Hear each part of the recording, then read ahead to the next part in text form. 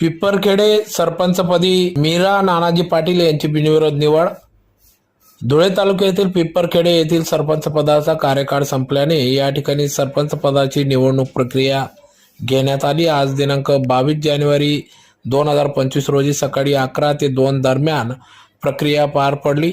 यावेळेस सरपंच पदासाठी मीरा नानाजी पाटील यांचा एकमेव अर्ज दाखल करण्यात आला। तर यावेळेस सदस्यांच्या सर्वानुमते या ठिकाणी निवडणूक अध्यक्षीय अधिकारी सदाशिव सुरेंची यांच्या अध्यक्षतेखाली सदर निवडणूक प्रक्रिया पार पडली। यावेळेस सौ मीरा नानाजी पाटील यांचा एकमेव अर्ज सरपंच पदासाठी आल्याने या ठिकाणी निवडणूक अधिकारी तथा अध्यक्षीय अधिकारी सदाशिव सुरेंची यांनी या ठिकाणी सौ मीरा नानाजी पाटील हे सरपंचपदी निवडून आल्याचे घोषित केले।